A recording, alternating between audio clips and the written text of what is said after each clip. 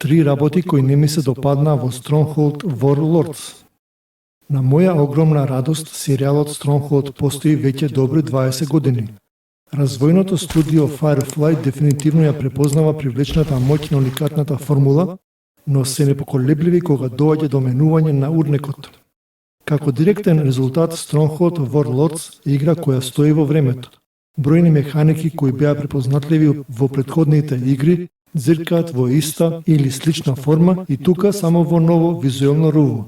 Како долгогодишен фан на серијалот би лажал кога би кажал дека не очекував пореволуционерни промени. И покрај големата сличност со претходните изданија, особено Stronghold 2, успеав да навлезам во бројни долги и забавни сесии, а целото искуство беше како враќање дома по исклучително долг и напорен ден. Ова се три работи кои ми се допаднаа во Strongholds Warlords, препознатливиот хибрид од градење и стратегија во реално време. Рад и мир во Источна Азија. Замислете замоци и економија обвиткана во Источна Азија, период кој се протега од 3 век пред новата ера, преку издигнувањето на Токугава шогунот, па се до доаѓањето на Монголското царство. Додадете на ова монголски орди, царски војни и самурајски кланови како напаѓаат јапонски замоци и заградени кинески градови, ќе добиете бледа представа за потенцијалите во Strongholds Warlords.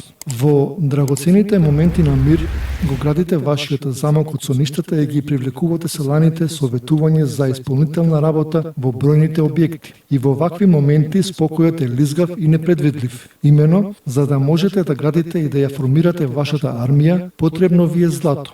А за да можете да ги полните вашите резерви, потребно е да наметнувате данок. Што повисок данок, меѓутоа толку понезадоволни селани, особено доколку се празни вашите резерви со храна. Немање висок морал значи празни куќи и недостаток на работна сила за производство на различни добра. Моралот можете да го зголемите со нудење повеќе храна и поставување инспиративни објекти. Додека ефикасноста на нивната работа можете да ја зголемите со градење застрашувачки и казнени средства низ самиот град. Ова, како што набрзо ќе забележите, е меч со двеоштрици и потребно е константно балансирање на механиката. Поразлично управување со лордови и нови единици. Една работа која се разликува од претходните игри од овој серијал е тоа што можете да регрутирате, надградувате и наредувате на лордовите. Од тука патем доаѓа името Warlords. Секој од лордовите се одликува со уникатни способности кои дополнително можат да бидат надградени. Покрај напади се охрабрува нивниот допринос кон подобар развој на индустријата, зајакнување на границите, изработка на поквалитетни оружја. Особено ми се допаѓа тоа што кога ќе освоите непријателски лорд, дали преку воен напад или дипломатски пат, истиот станува ваш слуга и ви ги дава на располагање сите негови уникатни способности, кои ги активирате откако ќе соберете доволно поени. Историскиот период во Strongholds Warlords резултира со интересни војни единици кои се инспирирани од вистински случки и тактики. Покрај нинџи, дисциплинирани самураи и монголски стрелци. Пристигнувањето на барутот ги отвара портите и за така наречените Imperial Fire Lancers, како и инвентивна опрема за опсада. Од 10 вакви уникатни алатки, дефинитивно би ги истакнал огнените волови, Fire Oxen, кои се опремени со експлозивни буриња и голтаат се што ќе се осмели да им го попречи патот во огнени јазици.